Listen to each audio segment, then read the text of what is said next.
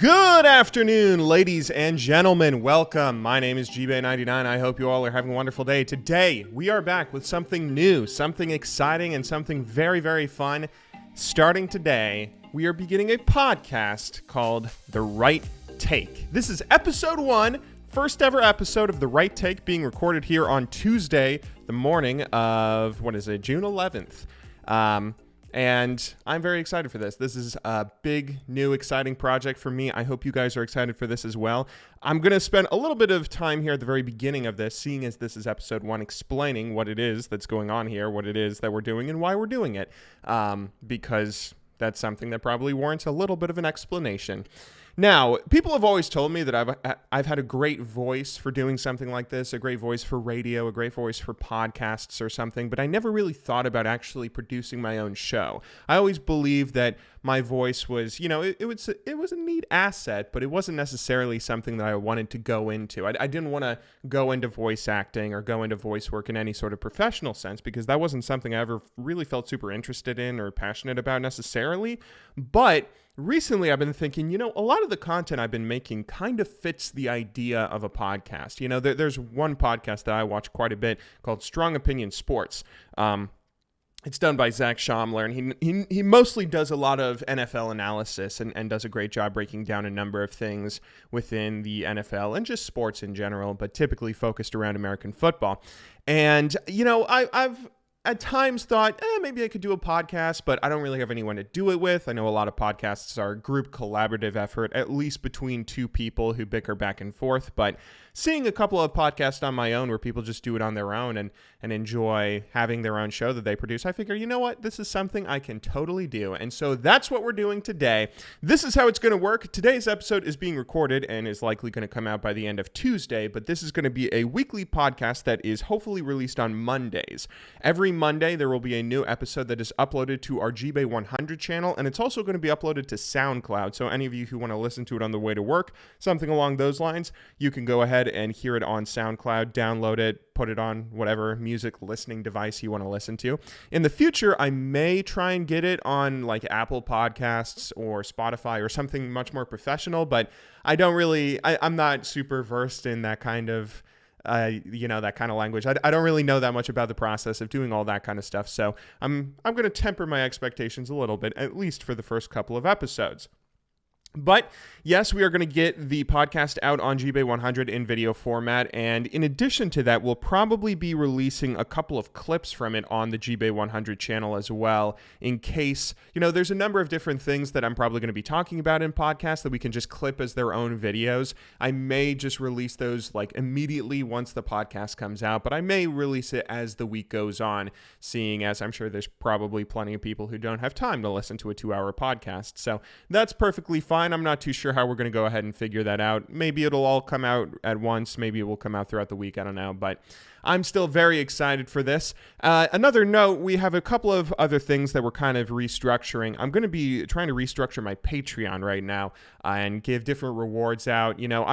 I'm someone that hasn't really been doing a lot of business things lately. I haven't really been making a lot of videos in a smart format. I haven't been making a lot of content that fits the YouTube algorithm well, or if I'm being honest, I haven't been doing a lot of things that makes money, a lot of things that make money. So yeah, I'm going to see if I can maybe just be a little bit more professional and smart about how I set everything up. Having a Patreon for anyone who's interested in seeing the podcast do well, and hopefully I'll be able to continue doing it full time. And in addition to this, we're still going to be doing our GBay99 videos and some other possibly other content on GBay100 that spins into those Patreon rewards a little bit. Thinking about doing some Patreon rewards where at a certain tier, you guys will either get to pick videos that I do, so pick discussion topics on GBay100, or maybe if there's too many people that do that, I don't want to just flood your subscription feeds. We might just do like suggested videos. You guys can suggest videos for us to do on GBay100. And yeah, I'm pretty excited for all this. I'm trying to retool all my content and start putting it out at a much more consistent basis, starting off with this podcast, doing it every week.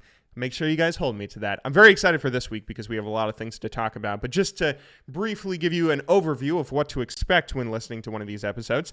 So this is, as I said, the podcast, The Right Take. It's called The Right Take because I have the right opinions, okay? You guys don't know what you're talking about. You have all sorts of ridiculous, especially in the League of Legends community, which this is namely going to be focused on. There's a lot of people that have some pretty ridiculous takes out there when it comes to League of Legends esports and the game League of Legends as a whole. So this is where you guys get the right opinion. So mostly for this podcast, it's going to be about 2/3 just talking about esports and League of Legends related things. The first 2/3 is going to be mostly stories along those lines, talking about esports, LCS, LCK, maybe something related to the game if there's a big update or something, a gigantic patch that's worth talking about. And then the final third at the end is going to be discussion about other things that I think you guys would find interesting and are worth talking about. So if there's something going on in traditional sports that's interesting, maybe there's some sort of topical news or something big going on with other video games, or maybe there's something that I find really interesting that I want to talk about, like finance or something that goes on, and that last little third or fourth or whatever it ends up being will be a little place for me to talk about those sorts of things that I might be interested in talking about. But I am very excited for this. This is going to be a great first episode. We have a lot to get into today, so let's jump right into it. First subject of discussion. Every league in League of Legends has begun, with the exception of a few wildcard leagues. But for the four main regions, I don't think LMS has started, but for the four main regions, the European LEC, the North American LCS, the Korean LCK, and the Chinese LPL, they have all started and gotten underway as of this last weekend when LEC kicked off. So here's a question. What should you watch? That's a bit of an interesting question, isn't it? I mean, right now, League of Legends is in a really weird place where you don't really know who's best in the world, right? It's a weird feeling. It's almost comical to say, but Europe or North America, the West, could be better than China or could be better than Korea right now, seeing as Korea's LCK has been looking very, very off recently. You may have seen a clip that was posted out on Reddit and shared around on Twitter a little bit recently where it was game 2 of SK Telecom versus a Freak of Freaks, which happened recently, where it looked like a clown fiesta, man. Koreans are not adapting to the current meta very, very well. And recently China has always been kind of a region that cannibalizes itself, where sometimes teams do very well, and then sometimes those teams immediately stop doing well. I mentioned in the most recent documentary we did on our main channel, there was a team called Positive Energy that I'm sure most of you guys have never heard of or never recognized or realized this team has ever existed, but they were the dominant team in China throughout Season 3. They won the summer season in Season 3 and got second in the spring season in Season 3 as well, but they didn't make it to Worlds because you actually weren't able to make it to Worlds just by winning a split at that point, in China at least, and it was just a regional tournament that decided who ended up going to Worlds that year, where they ended up getting knocked out, and to my knowledge, that team never was able to do anything else ever again. So, China has had a bit of a history over the years of being a region where some teams rise to the top and then immediately fall off, or some teams rise to the top and look very strong, but then end up choking under pressure. And right now it kind of looks like that's what happened to Invictus Gaming. Invictus, of course, won the World Championship just not even a full year ago, but now, not only did they get embarrassed by Team Liquid at MSI, but they are off to a very rough start at the beginning of LPL. So you could put money on any of those four regions and say they're the best in the world. It's probably pretty difficult to say that North America is the best in the world, honestly, but other than that, you could very easily make an argument for any of those regions being better than all the others. So that's where this question comes up. What region should you be watching? And you guys are going to call me a fanboy here, but I gotta stick with my guns. Personally speaking, I think LCK is the most interesting region to watch right now. Hear me out, okay? I understand that there have been plenty of clips making fun of some of the ridiculous things that have been going on in that region lately. Koreans have for the longest time stuck to their guns of trying to have a meta where they never have to take a fight where they don't know they're going to win. That's really what the Korean meta has been about for the vast majority of its history. Koreans have been so good at League of Legends because they can build very strong leads through the laning phase, through the early game, where they never end up dying in a 1v1 situation where they just play passively and smart enough that they can build a small lead and then get to a point where they eventually take fights that they always know they're going to win. But you can't do that in League right now. In League of Legends, in competitive play at least, you can't just sit back and never fight until you know you're going to win a fight. You have to be ready to fight early on. You have to be ready to take team fights all the time. The regions like Europe and the regions like China who consistently do this are really thriving because this is what the meta is right now. And it's so antithetical. It's so antithetical to what Koreans are used to that they are struggling hard with a few exceptions. One team that is struggling hard more than any other team is SK Telecom. And I'm going to die on this hill. SKT is not as good as everybody says they are. People have been calling me an idiot for the longest time now for saying this. But I personally believe, and it's right, SKT is not as good as they have been in the past. Okay? See, the thing with SK Telecom is this is not what they're used to. SKT has really been a team that has held on to that old strategy of not going for consistent, crazy clown fiesta fights in early games. You know, this is something that SKT has not been built around. And they've created this super team that is struggling right now because there's a number of different things that just don't synergize well with each other. And I think the best example of this is Khan. Khan, who of course is the top laner for SK Telecom and who had previously been the top laner for King's Zone Dragon X and then Longzhu Gaming when they were Longzhu. Khan is someone that he's been a very good player throughout his career. I have sung his praises in the past as being one of the best players in the world, one of the best top laners in the world at the very least, and he has had a lot of strong moments throughout his history. But he also is not doing very well right now, and he's kind of the weakest link on SK Telecom at the moment, if we're being honest. And the reason for it is, right now when SKT built this super team, they didn't really think necessarily too much about Khan, I feel like, or at least they aren't playing around his strengths too much. One of the problems when you build a super team is if you get the superstar for like every single role all on the same team, then there's a bit of a problem in that who do you play around? If TSM gets Bjergsen and they are holding Bjergsen up as this great, incredible superstar player, everybody knows they're going to be playing around Bjergsen. And if you're an AD carry on that team, you don't get to say, I'm the superstar that's amazing, play around me. You have to play around Bjergsen. And that's okay. You know, some players are going to be fine without having that responsibility on their shoulders of saying that, you know, play around me, I'm the amazing player. But that's a problem for Khan because Khan has had a lot of his strength when it came to his previous years playing League of Legends was that he kind of played together with the other two players closest to him on Longzhu. So back when he was on Longzhu, and Longzhu Gaming consisted of Khan in the top lane, Cuz and BDD in jungle and mid, and then they had Prey and Gorilla in the bot lane. One of the things that was so great about that roster was that Prey and Gorilla, they were really one of the best bot lanes in the world at the time, and they were able to have a lot of success just on their own. They didn't necessarily need a jungle camp or anything, and that let the other three players, who were all rookies, play around each other and have this sort of trifecta in the top half of the map. And that allowed them to, you know, because they were playing around each other so much, the jungler running between the top and mid and consistently having pressure all around that area, it allowed Khan to do some very aggressive things. One of the things that Khan is really known for is he's a very aggressive player. And he can be super great at punishing opponents. If he gets any sort of a small lead, you know, he's going to take a lead and he's going to press it as hard as he can to destroy you. But that also leaves him open. That leaves him open to a lot of gank opportunities, and he needs a jungler there that's playing around him, that's not playing around the mid laner, that's not playing around the bot lane. He needs someone that's there and on the same page with him because he's always going to be pushing. He's always going to be, you know, pushing down, trying to push and crush opponents, even if he can't. You know, even if he's in a lane where he's in a losing matchup or struggling or something, he needs that help from his jungle because if he doesn't get it, then he's going to be still doing it, but just then going off and getting killed. He's going to be getting ganked. He's not going to be able to escape various ganks or various focuses that the enemy team might throw at him.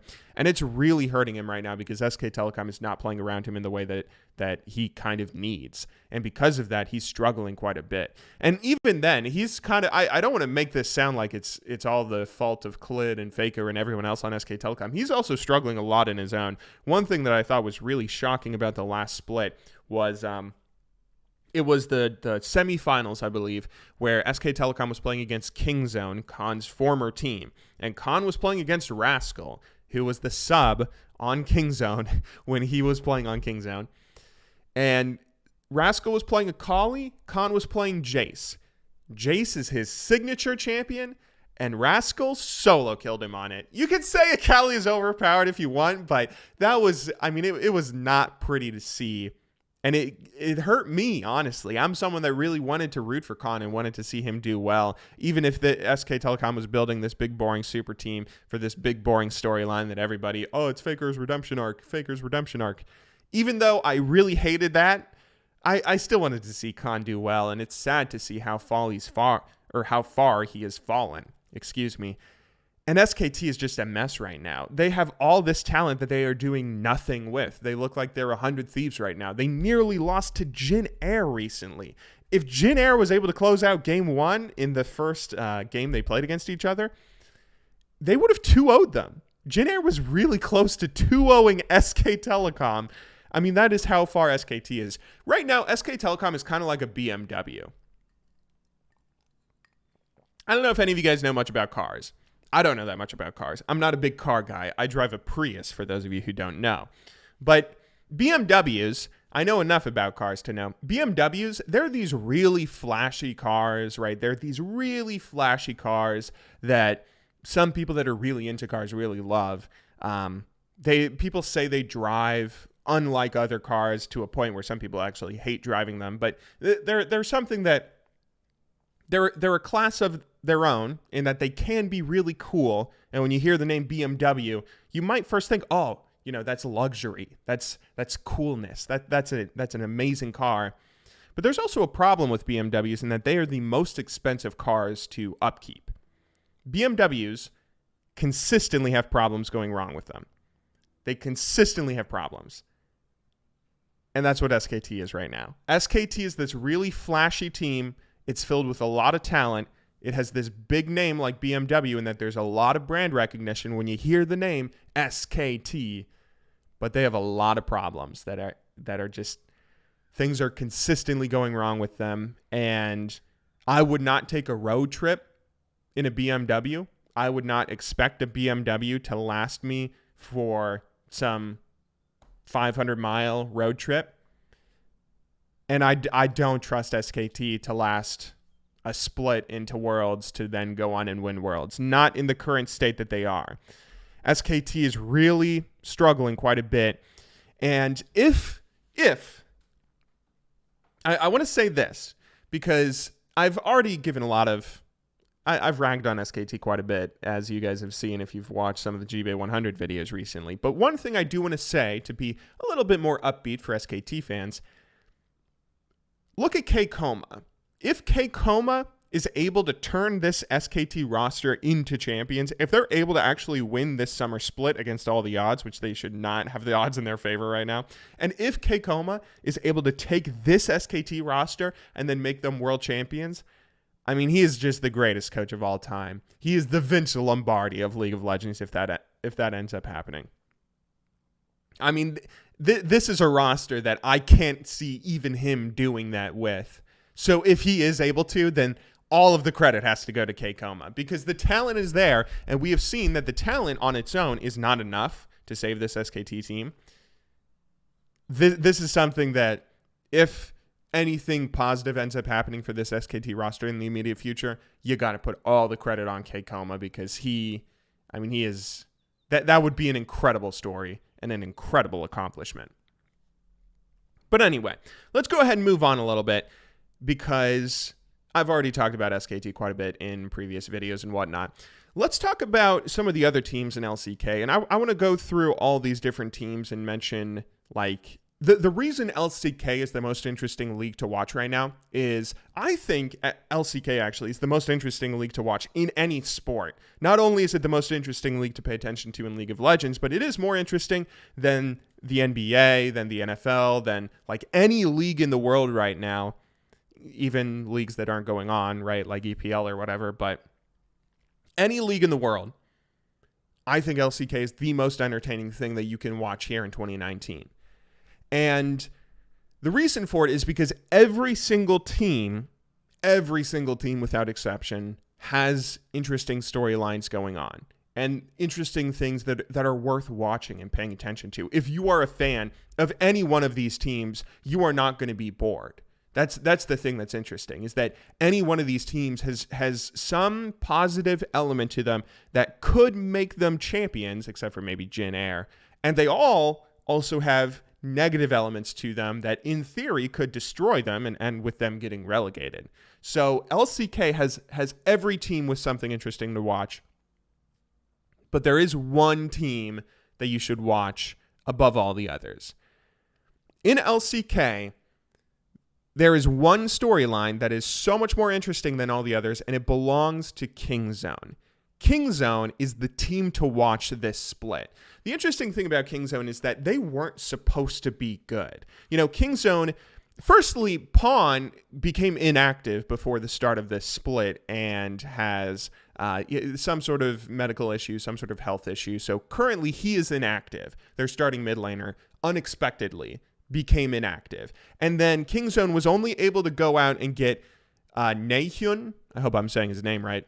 They got Naehyun to replace him for this split. And for those of you who don't know Naehyun, he had previously played for a couple of teams. He played for ES Sharks in the Challenger League in Korea, which of course were not promoted into LCK. He also played for the Beşiktaş, however you say that Turkish team's name. He played in the Turkish League for a little while, but you guys may remember him as being the middle laner on Origin, when Origin was a challenger team in Europe trying to get promoted into the EU LCS. And he was pretty awful. I mean, that Origin was just kind of awful in general, if we're being frank, but he was particularly unimpressive as a player back then. So seeing Kingzone replace Pawn, the great legendary name of Pawn, with this guy who had been best known as being a blight on Origin fans for a period of time, I mean, it was not promising for Kingzone. And Kingzone in general, they've been gutted. You know, Kingzone was gutted losing Khan in the top lane, losing BDD, losing Prey and Gorilla. The only player remaining on Kingzone is Cuz. From their amazing days as Longzhu Gaming and their amazing experiences as Longzhu Gaming and Kingzone when they were able to win LCK as Kingzone as well. I mean, they're a team that had a lot of great promise, but they were gutted by other teams. They lost all of those players. The only players that remained were Cuz, and then top lane, they still have Rascal. Rascal, who was the sub for Khan, he's still there. So you wouldn't expect this team to do anything, right? You wouldn't expect this team to do anything. They were able to go out and sign Deft. He was like the big acquisition they were really able to make to replace some of all these players that ended up leaving or retiring. So they got Deft, but you wouldn't really think that the roster they currently have is something that's worth cheering for. You wouldn't expect them. You probably wouldn't expect them to make the playoffs in LCK, much less finish first. But right now, they're first in LCK, and they look like one of the only two teams worth watching. For my money, even though I said all that thing about all the interesting storylines in LCK, right now, Kingzone and Griffin are the only two teams that are adapting to the international meta of team fights and everything that we've been talking about a little bit earlier. They are the only two teams that are really worth paying attention to in the sense that they might be able to go on and have some serious international success adapting to more than just a meta where you sit back and farm all day. And to see Kingzone do it is just shocking. This is a beautiful redemption story for Naehyun. This is a beautiful redemption story for Rascal, really. I mean, Rascal being someone who sat behind Khan, who you would almost wonder, why is Kingzone keeping this guy on their roster? They have Khan. Why is Longzhu keeping Rascal on their roster? They have Khan. To see him go and replace Khan and then go solo kill him in the spring split playoffs, and then go and just straight up beat him and look much more impressive than he is. I mean, for my money, Rascal is the most underrated player in the world right now. He is the most underrated player in the world right now. And Kingzone might be the most underrated team, because very rarely do you see this happen where a team just gets gutted, losing almost every single one of their players who were all incredible players. That's why they were gutted, because all of their great talent ends up leaving to go join other teams. And then to see them get better and then become one of the best 2 teams in Korea. For my money, I think Griffin is probably going to end up finishing first in this regular season, and then I would say Kingzone number 2. I would say Kingzone over SK Telecom. I would say Kingzone over any of the other teams that you could see as having any sort of promising, Kingzone over Sandbox, Kingzone over Damwon, Kingzone over Afrika, KT. I think Kingzone is probably the second best, maybe even the best team in Korea right now, and one of the most interesting series you're going to see this split is when Kingzone plays Griffin, because those are the only 2 teams that are really playing well in terms of being able to adapt to the international meta. And it's shocking to see that Kingzone is one of those 2 teams. You would never expect at the start of 2019, end of 2018, with this huge exodus of players for them, you would never expect Kingzone to be one of the 2 front runners to bring glory back to Korea. And seeing all of those redemption stories in that team, seeing Naehyun, seeing Rascal, for my money, they are one of the most important teams to pay attention to this split, because it's just incredible what they would be able to do, not to jinx them, but if they end up winning the summer split, that would be one of the most unlikely stories that we have seen in a very long time. And I really hope that they end up doing. That would be great. Anyway, though, yes, as I said, Kingzone and Griffin are, in my opinion, the only 2 teams that are like really quality right now. But even with that being said, I still think every single team in LCK has something exciting going on that's worth watching and paying attention to. And that's why I'll say that LCK is the most exciting league to watch. So let's go ahead and go down here, just going down the list of every team other than Kingzone and SK Telecom, which we just talked about, and talk about what sort of storylines they have and what's worth paying attention to. So, firstly, we got to talk about Griffin, because Griffin is one of the most exciting teams and one of the teams that I'm rooting for the hardest. They're a team that, if you haven't heard me already sing their praises, they were able to go from winning promotion into the LCK to nearly winning the LCK, nearly going and winning the LCK, their very first split ever. And that was at a time when LCK was filled with teams that were so talented. It was so jam-packed with talent that you had SK Telecom and Faker not even making it into playoffs, because Score and Smeb and everyone on KT roster was so good, and because you had Afrika and Keen looking so good, and because all of these different teams in LCK were so talented and amazing. You wouldn't ever expect the new team that was just promoted into the league to be amazing. You wouldn't expect them to beat all the former world champions on Gen G. You wouldn't expect them to beat all of these legendary players like Faker and like Smeb and Score and everyone. But then they did. They almost won. They were 1 game away. Oh, it breaks my heart thinking back to it. They were 1 game away from winning the LCK in summer 2018. And if they did, they would have gotten that first seed at Worlds. They probably would have been able to beat IG for my money's worth. And they could have been world champions after not even a full year of competitive play at the highest league possible. So, of course, that's what could have been. But for Griffin, unfortunately, it's what hasn't been. Griffin has been fantastic in these regular seasons. They were fantastic in that 2018 summer split. They were fantastic in the 2019 spring split. But they haven't been able to close things out. And it's been really disappointing, honestly. I mean, you can kind of see, unfortunately, they've really had their struggles. That they made it, of course, as I mentioned, to that 2018 summer finals where they lost 3-2. And then in the gauntlet, they ended up getting into the finals for that, or they might have been seeded directly into the finals. And then they lost that 3-2. And then they made it into the finals again for the 2018 spring split. After finishing first overall, they were seeded directly into the finals.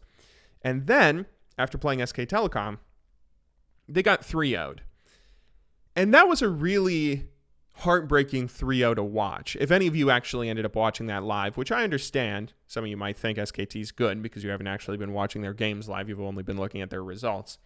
No offense. I got to stop throwing shade at SKT fans. But if you actually watch that series live, there was a bit of a problem in Griffin where, so game 1, they played with this weird Taliyah Pantheon bot lane, and it was really cool and exciting to see at first. It allowed for all sorts of aggression and stuff, but then after a while, it became clear that the support for Griffin had not played Pantheon much. All of the ultimates that he had were really weird. They were just really weird. They didn't really look like they were being placed where they should be. He wasn't really ulting when he should be. And it became clear that while this was an exciting and interesting combination that potentially did have some future application for Griffin, they weren't going to be able to win against SK Telecom with it. Where, especially against SKT, a team that had built their strategy around sitting back and being passive and scaling to the late game and outscaling their opponents.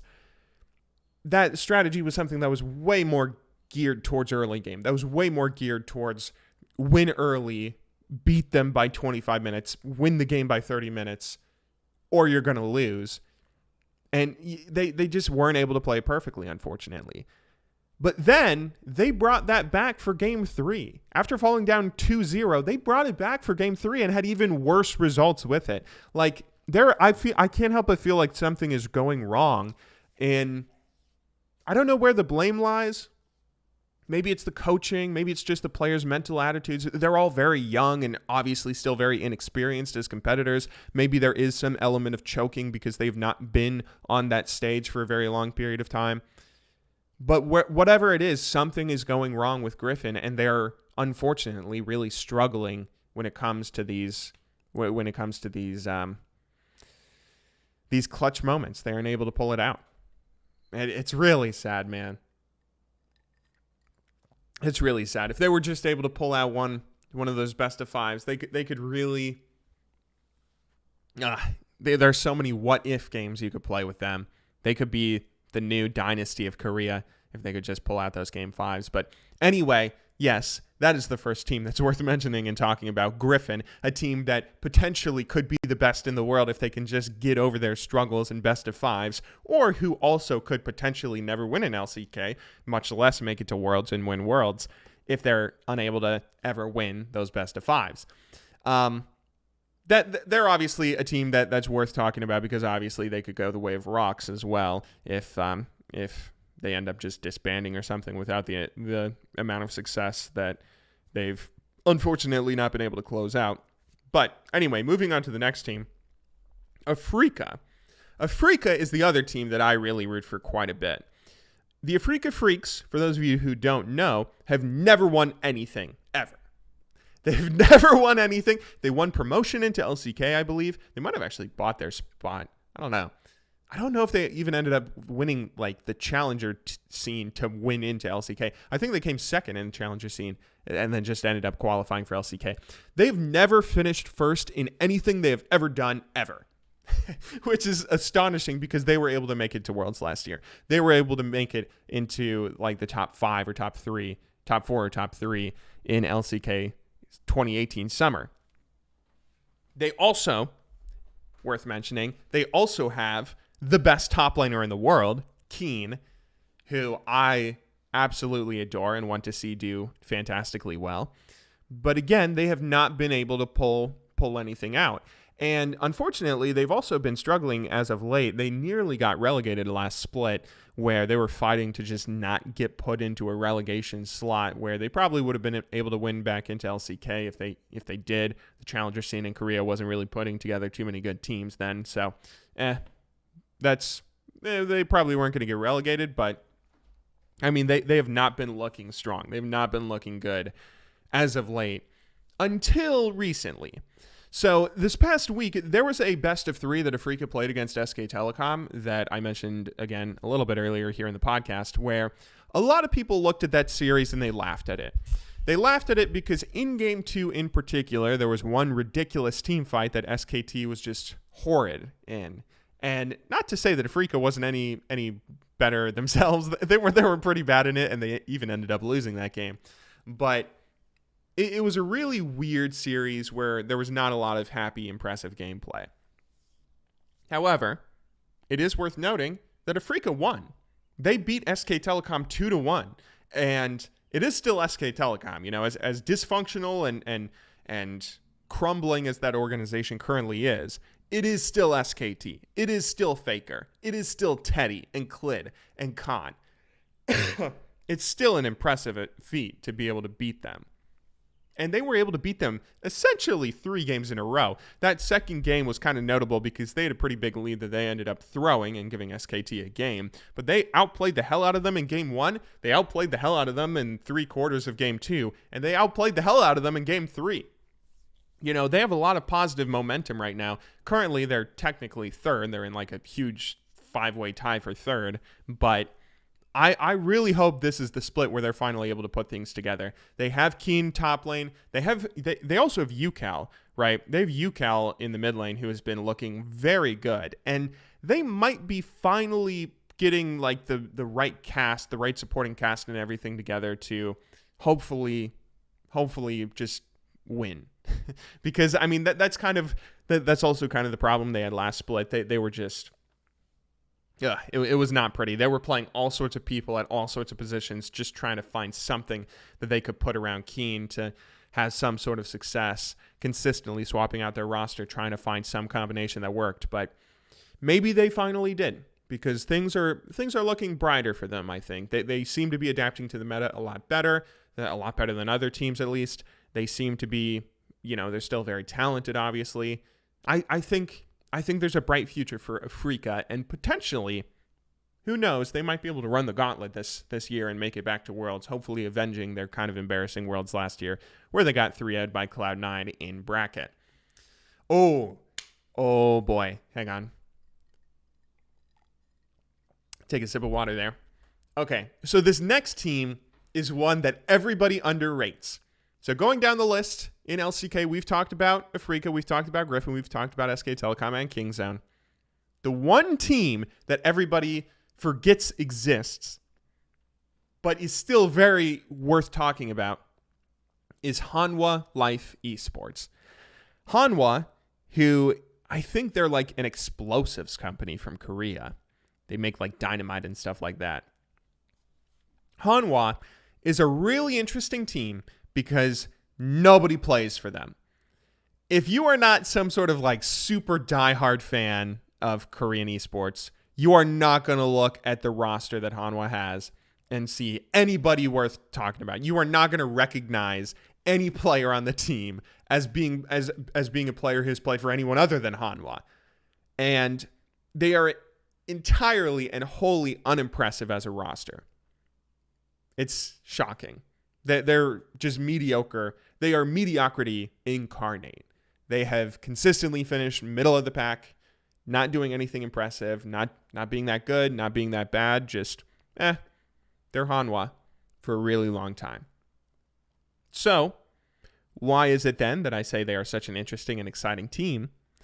Well, that's because even if they have the most boring roster that you will ever see, they also have the most legendary coach of all time.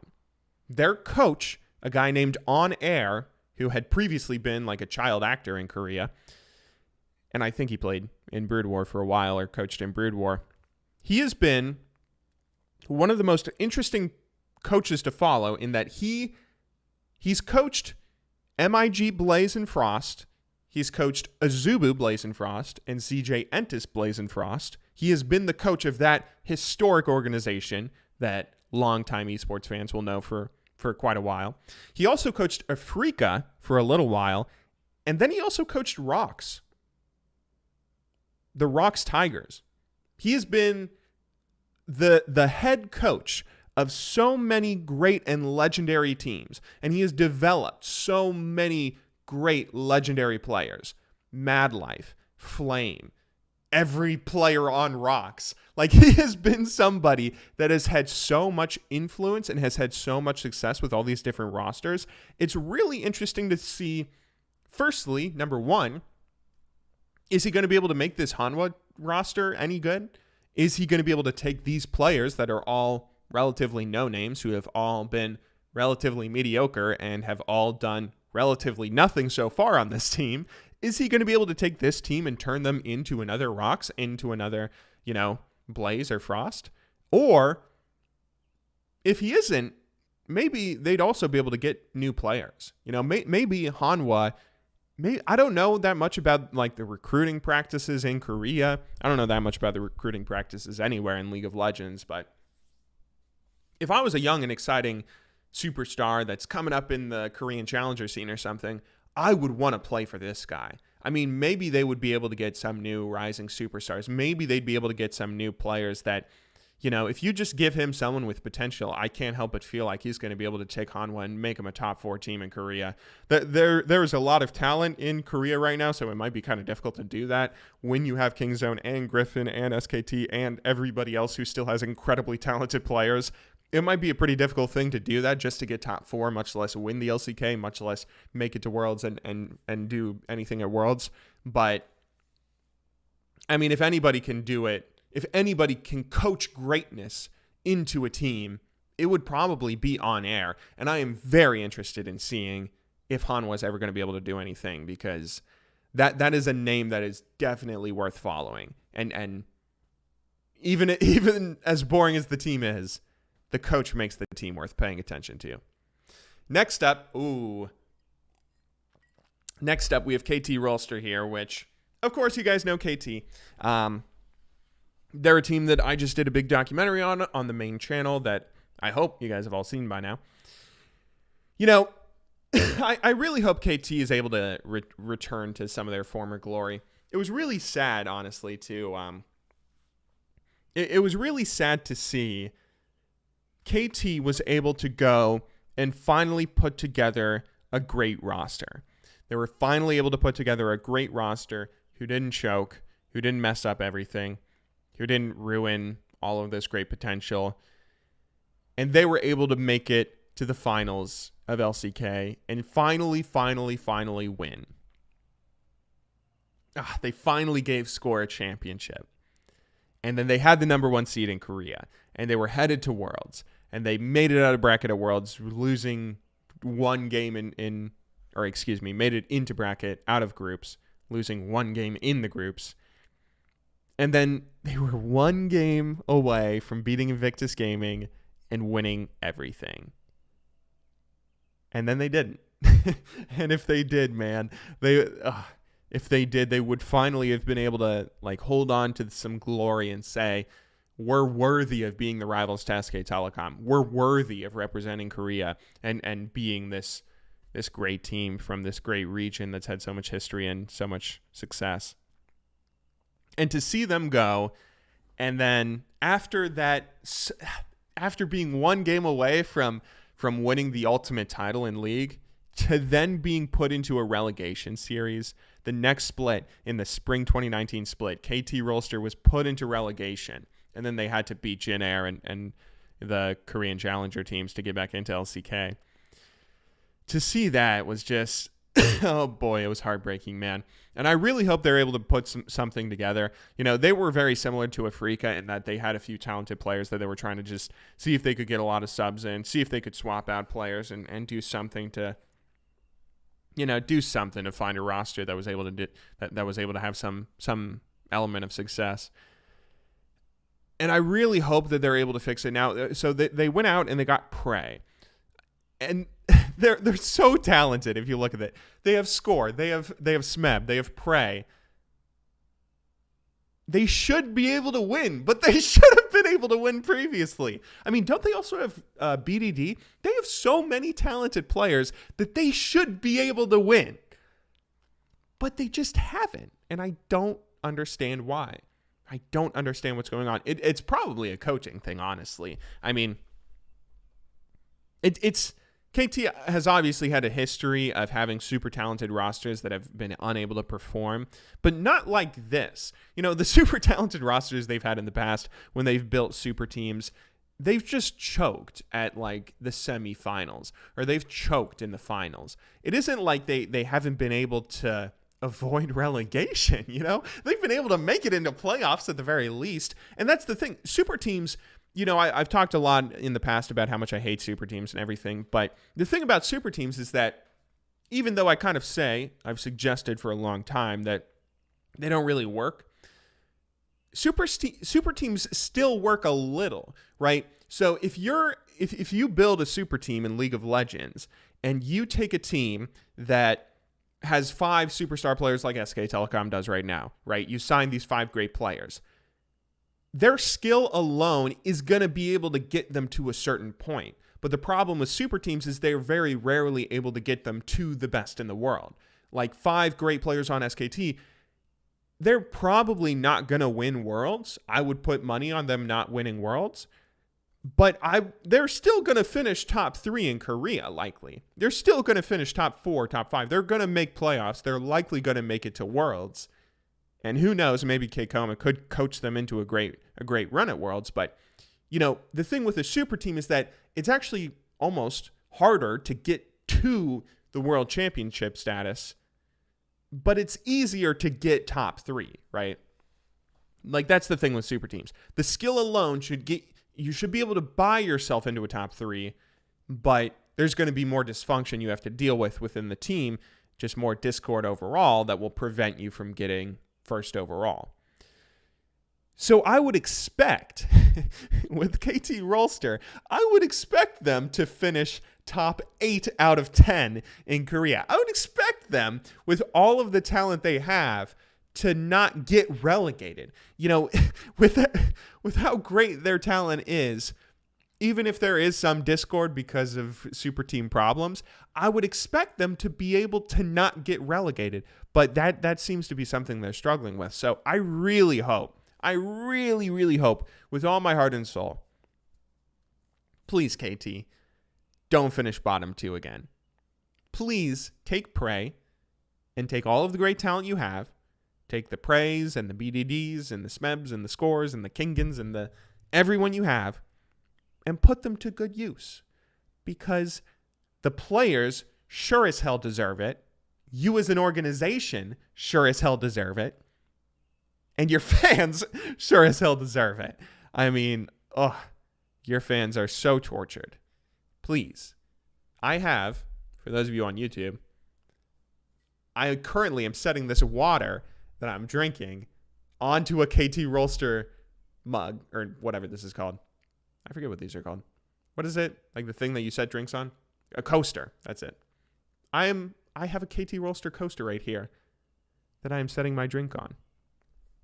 Please. Don't get relegated. Just don't. Please. Anyway, moving on before I start crying. Next up, I want to talk a little bit about Sandbox, because Sandbox and Damwon, who are both kind of in the same boat here, they're really interesting teams to follow because they're like Griffin light.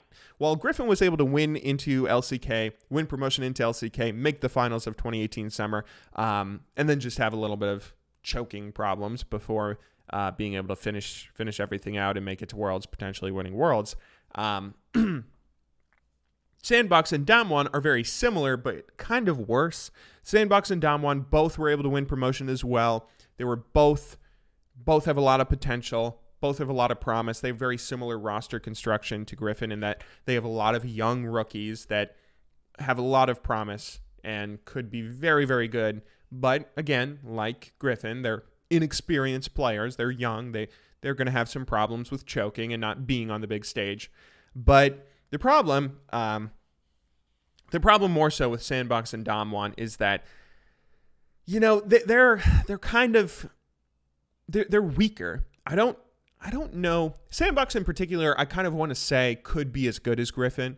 They have a lot of great players. I love On Fleek. I think he's a fantastic player himself. But I don't know if I could see either of these teams winning LCK. I don't know if I could see either of these teams winning LCK or winning Worlds. I don't know if I could see him making it to Worlds, much less winning Worlds. Sandbox in particular, they do have a lot of talent, and they could finish top 3 in Korea. They could make a run for winning an LCK title. I don't know if I would expect them to do it this split, but see if the players have some growth this split. If you want to follow the team, see if the players have some growth. That's the thing I would really say is worth paying attention to. But Damwon, I feel bad for Damwon because I wanted to root for them and see if they would do well. They picked up Flame, of course, who's one of the most legendary top laners in League of Legends history. I wanted to see them do well and have some success, but I feel like they're an even longer shot than Sandbox is. I think right now, I could be wrong about this, but in particular, Damwon has had trouble with Griffin, where Griffin and Damwon both played in Challenger together when Griffin was back in the Challenger scene. So they've had a lot of time to play against each other. And Damwon has never beaten Griffin once. Griffin is 13-0. 13 wins, 0 losses against Damwon. That's not good. That's I kind of, it's hard for me to have faith in Damwon when they can't seem to beat Griffin, much less beat SK Telecom. You know, they've actually been able to beat SK Telecom even if they've never beaten Griffin. But what I mean when saying that is it's hard for me to have faith in them when they can't beat the other rookies and upstarts, much less the established guys. But they're like Sandbox in that they still have a lot of young players, a lot of young rookies that could do some amazing and great things.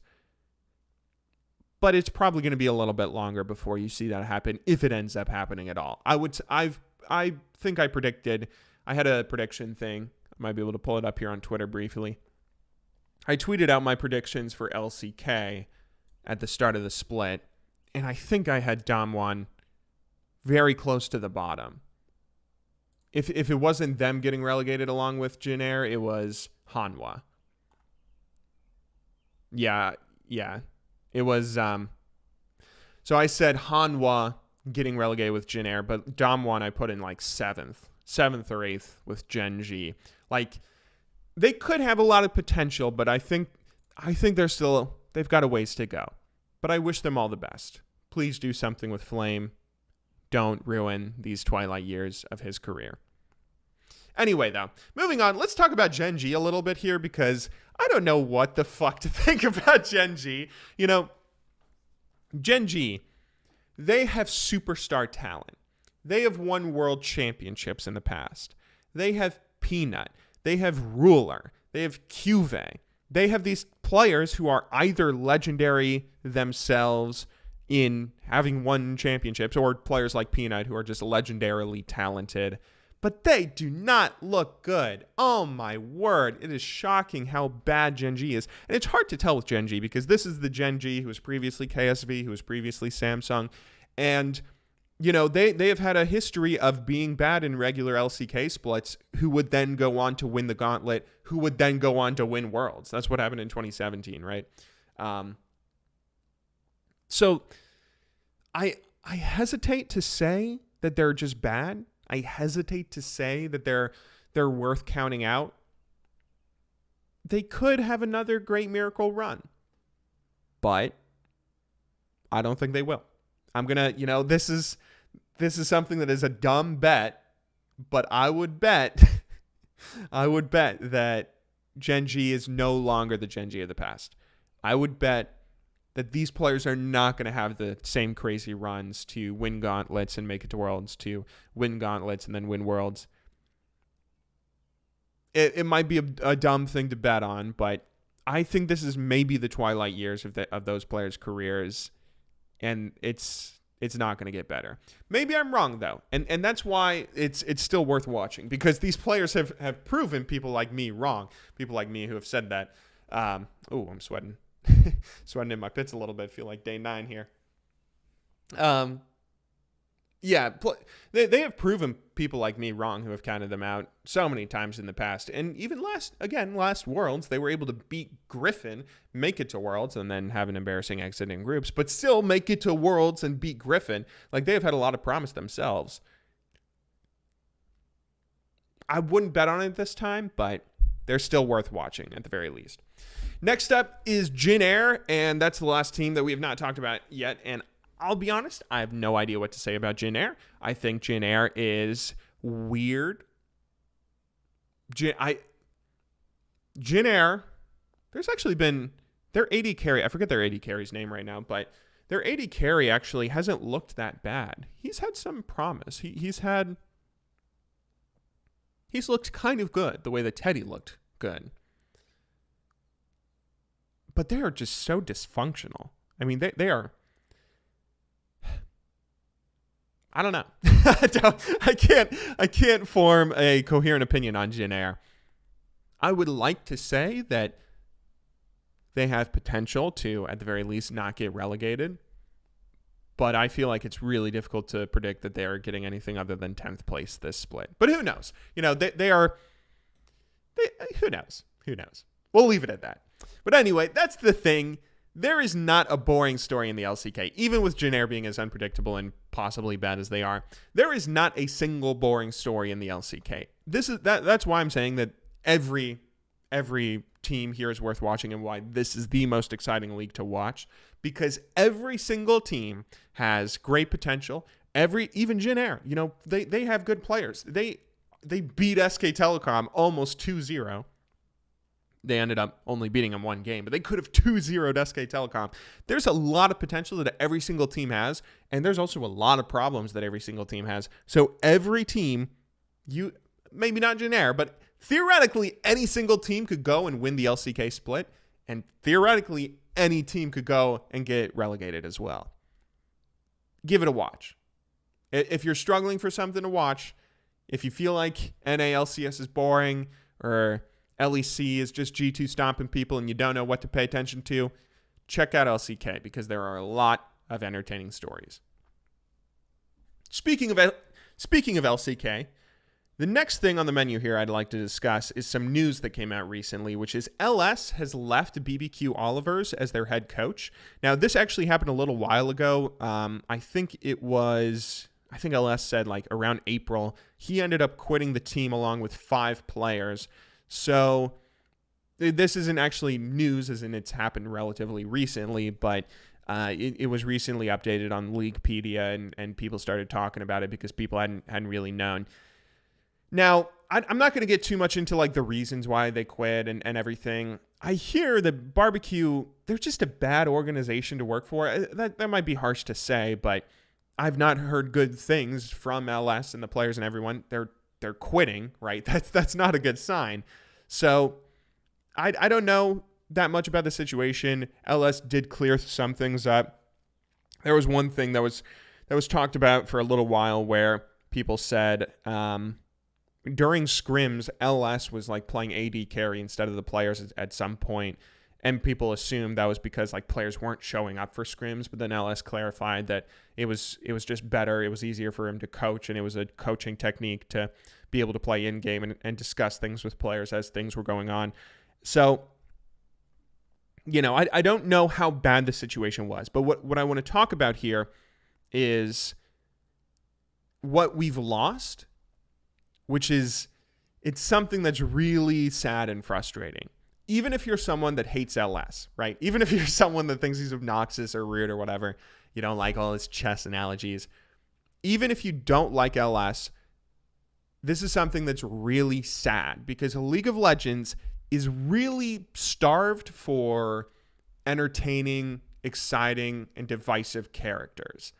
That's one thing that traditional sports has a lot of. If you follow the NFL, for instance, just because that's my domain that I pay the most attention to, there's a lot of interesting characters that come from different backgrounds. If you pay attention to the NFL, for instance, you're going to see interesting things on the field. You're going to see players fighting like Odell Beckham. Odell Beckham Jr. is a great example of a player that's very entertaining to watch, not only because he's an incredibly talented wide receiver, but because he has a lot of goofy antics on the sidelines where he's trying to kick over. There was one thing in particular where he tried to kick over or hit a kicking practice net that fell back a little bit, but then fell forward and smacked him in the face, which was really funny to see. And then later he like scored a touchdown at some point and then went over to the kicking net and proposed to it and then kissed it. Like, he's a goofy character, but he's also pretty harsh sometimes. He's had beefs and fights on the field with players like Josh Norman. So there's a lot of character. That's the best word to use, I think. There's a lot of character with him, and there's similarly a ton of other players that are worth paying attention to. A ton of other players that have similar, interesting quirks and personalities. You know, Tom Brady and his weird obsession with avocados. You have DeAndre Hopkins, who's an incredibly physical wide receiver who has similarly got into tons of fights. You have Jalen Ramsey, who's a player that is always trash-talking players, both on the field and off the field. Off the field, he's always talking about how bad everybody else is compared to himself. And on the field, he doesn't wear his mouth guard, so he can talk trash to whoever it is that he's playing against. And then you also have some very fun and silly characters. You know, Blake Bortles is a very silly character and one of my favorite players to watch. You have Von Miller, who's like this really nerdy player who plays one of the most physically demanding and intense, like, savage roles, being a defensive end, being a pass rusher. He's this really, like, intense guy on the field, but he wears glasses and is, like, really nerdy off the field, which is really interesting. But yeah, you have all these different and interesting and exciting players who also come from all these different backgrounds. You know, in the NFL, it's a dime a dozen. There's a dime a dozen players who all have these different stories about how they were living on the street, they were living in motels, they didn't have a place to live, or they were addicted to drugs, or they you know, grew up in some sort of super poor family, they grew up on the wrong side of town, whatever, and then they used football to find an escape and build a life for themselves. There are so many players that have different storylines like that, or players that have had difficulty losing parents at a really young age to disease or something, or players who never had parents around. There's a lot of different storylines and a lot of different backgrounds that players have come from. Players that are black, that are white, that are rich, that are poor, yada, yada, yada, right? It's really interesting to follow the NFL because there's so many storylines and so many different players who are all distinguishable very easily from each other. But you don't have that in esports. Esports is really boring by comparison because everybody is the same. Everybody says the same thing in interviews, seemingly having the same personality. Every interview, they're like, oh, you know, we didn't win, but that's okay. We had some positive moments. It's okay. We'll come back. We'll beat them next time. Oh, we won, but that was nice. You know, they were a tough team to beat. They're very strong and they're a worthy opponent, whatever. It's very rare that you have someone like Doublelift who's really loves to trash talk and who does come from a much more interesting background. It's very rare that you have someone like G2 Perks or someone like Ocelot, right? There's a few instances where players have had very interesting runs into professional League of Legends and then who have been able to carry an interesting personality as well. Doublelift might be the best example, someone who came from a bit of a broken household. I don't know if that's rude to say. I don't know if that's actually the definition of a broken household, but someone who came from a tumultuous past who was then able to have this incredibly successful career in League of Legends. That is someone that is, he's almost more interesting because he's so unlike everybody else. But it's weird that in League of Legends, you don't have that, right? In League, it's really frustrating that everybody comes from the same past. Everybody comes from some middle-class household that's able to afford a computer, and nobody's using League of Legends to escape the streets of, you know, South Los Angeles or whatever. Nobody's using League of Legends to build a better life for them, other than a few very notable examples. But again, and not even necessarily to make this a race thing too, but everybody also kind of comes from the same background, being either white or Asian, right? This is getting kind of cringy, but the point I'm trying to get at here is that it's very rare that you have really interesting and fun personalities to pay attention to. Every once in a while, you get someone like an Ocelot who you either love him or hate him. You'll love the passion, or you hate how bad he is in mid lane, stealing mid lane from Althor back on SK, or you hate Reginald, or you love him. You hate Doublelift, or you love him. You hate trash-talking players like Perks, or you love him. But that's really rare that you see that. The vast majority of League players are very indistinguishable from each other. They're indistinguishable in their personalities. Another problem with this is there isn't really that much time that they seem to devote to other activities as well. One of the things that kind of separates esports from traditional sports is that esports, you're physically capable of scrimming 16 hours a day. You're not really physically capable of working out 16 hours a day in the NFL. You're not physically capable of doing that. In traditional sports, there's a lot more time for like other activities. There's a lot more time for you to pursue other interests, to have a family or to have a girlfriend and get married and have kids or something. Whereas that's not really the case for League of Legends. In League of Legends, there's so much of a devotion to the craft that you're not really able to have that same level of interest in other things. And you kind of get ridiculed as well if you do. Like if you're like Smithy and you spend plenty of time playing Fortnite on stream or something, you're getting ridiculed by other people as not spending the time doing what you should be. And it's a shame because it really makes the game boring. It really makes, not the game, it makes following the esports competitive scene boring when players aren't quite as distinctive from each other. Their name is like the only thing that separates them sometimes. And sometimes their play style can separate them from other players, but even then, League of Legends isn't necessarily a game where you can have super distinctive play styles compared to something like Super Smash Brothers. So I guess the point I'm getting at here is that LS it's a shame to lose him, because whether you like him or you hate him, the fact that he's no longer in the competitive scene in a coaching role is a bit of a shame. It really kind of bummed me out that he's only doing casting and streaming and stuff, which at least he is still casting and streaming, but I really wish there were more personalities like him who had an active role in the actual competitive play itself.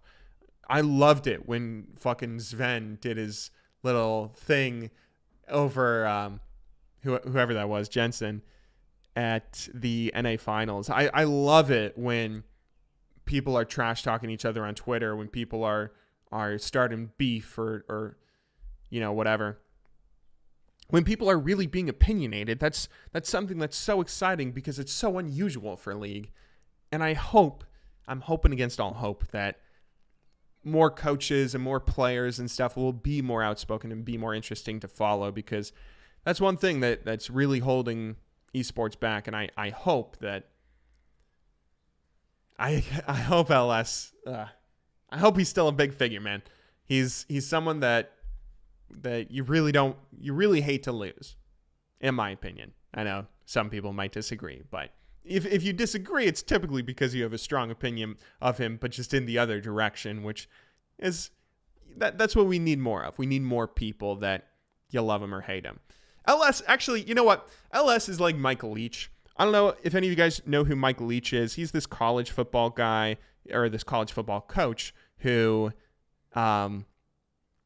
he's really goofy. He's like obsessed with pirates, and he researches a lot of stuff in his downtime, like just random facts and stuff. He recently taught a class at Washington State University that was football tactics and military strategy, like in a class, a combination of football tactics and military strategy.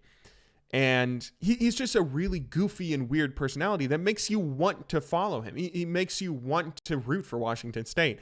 Like there's a lot of people out there that are really interesting to follow and hear what they say, whether they're being goofy, whether they're trash talking each other. Steve Spurrier, one of the funniest coaches to follow because of how he trash talks and just talks in general to the media and to other teams.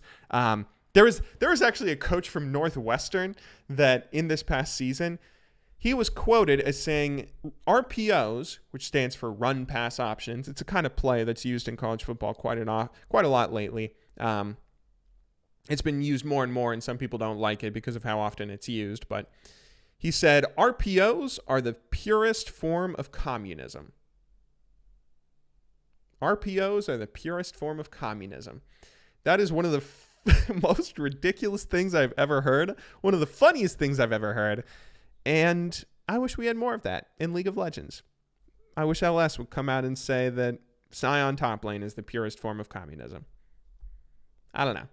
It's a shame to see him go because we have so little personality as it is. But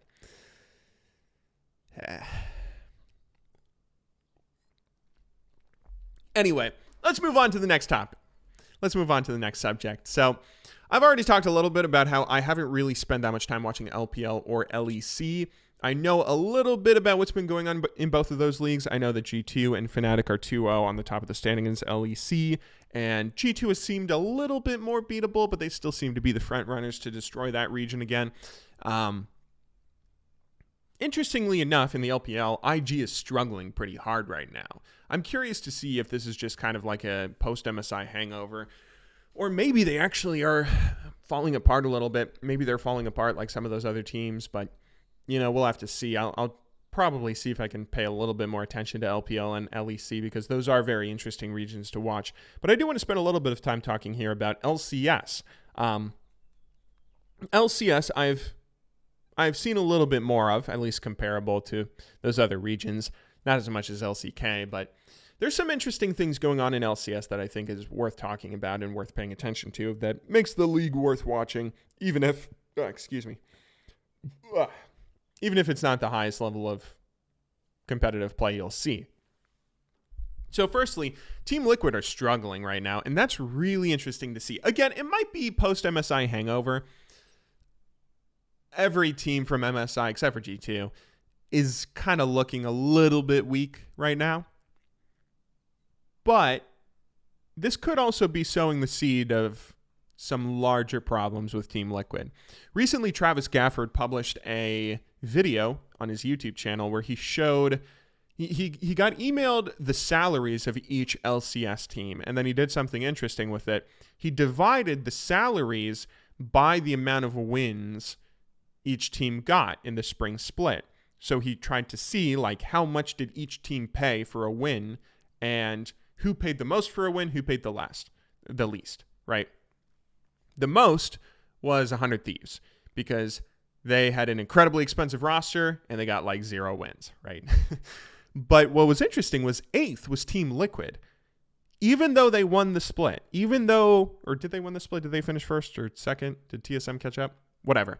Even though they finished at the top of the split, they were paying their players so much that they were paying more per win than some other teams that barely got any wins, teams that got like 6 or 7 wins. So that's kind of interesting to think about because it could be sowing the seeds of complacency. Team Liquid could be a team that's almost coasting. Players, you're making $1 million a year. Think about that. If you're making $1 million a year, which I believe some players on Team Liquid must be, you are still a competitor. You still want to play. You still want to win. You play for the thrill of competition. You play for a desire to win a championship, to win worlds, to bring a world championship to North America.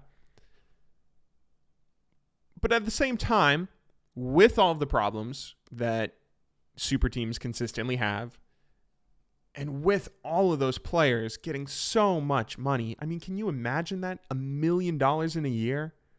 That's a lot of money. That is a lot of money. $1 million in a year. Hang on. I'm bad at mental math. $1 million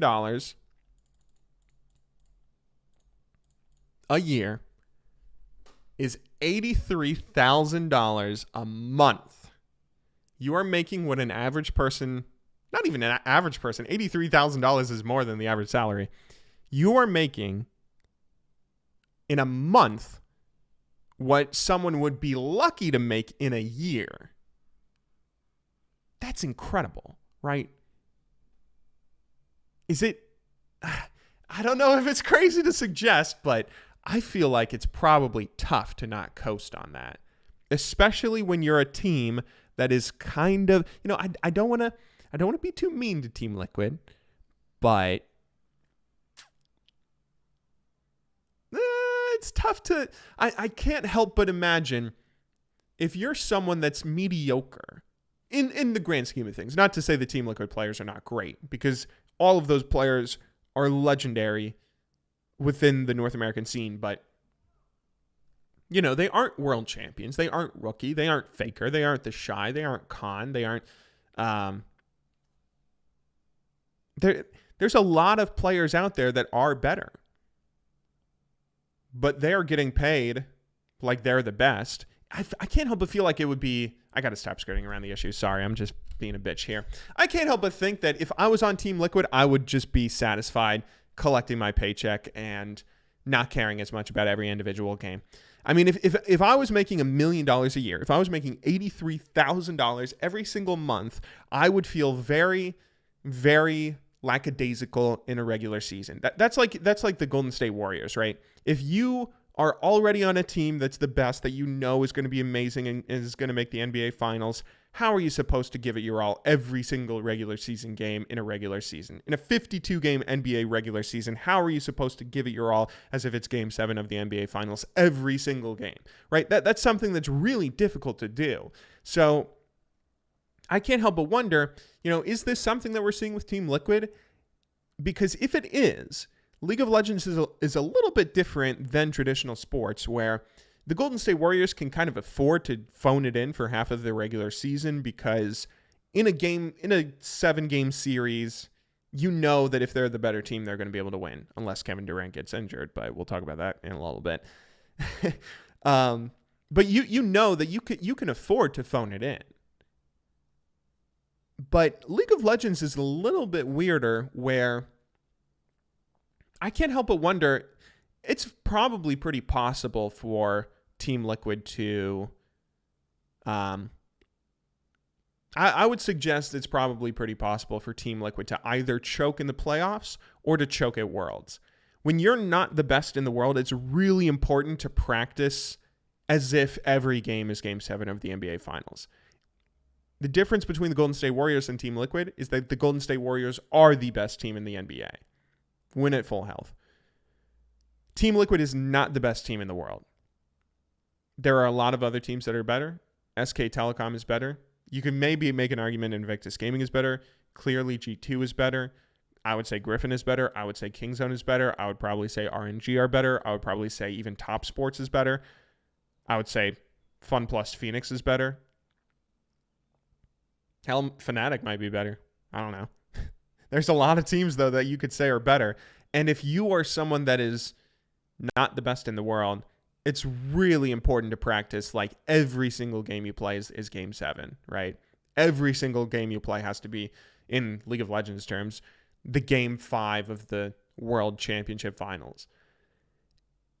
I don't know. I don't want to say that Team Liquid is dead, because they're struggling the same way that every other MSI team except for G2 is struggling post MSI. But I'm really curious to see, because I can't help but feel like if this roster ends up faltering, that this would be the point that they falter. Either this roster is faltering right here, or they're still amazing. They're still the best in North America. They're going to go on to Worlds and probably make semifinals at Worlds, and then that'll be it, right? There's not going to be a middle ground. Either Team Liquid right now is faltering, and they'll probably still make Worlds no matter what, either on championship points or whatever, but they're either faltering right now and are going to seriously have a bit of a disappointing finish to maybe this LCS season or this LCS season and Worlds, or they're still amazing. They're going to win Summer Split, and then they're going to go to Worlds and make semifinals. Probably not win, but I don't think there's much in between there. And whatever it is that ends up happening, it's worth watching right now, because it's going to happen. It's going to happen very soon, I would say. It's worth paying attention to. Anyway, moving on.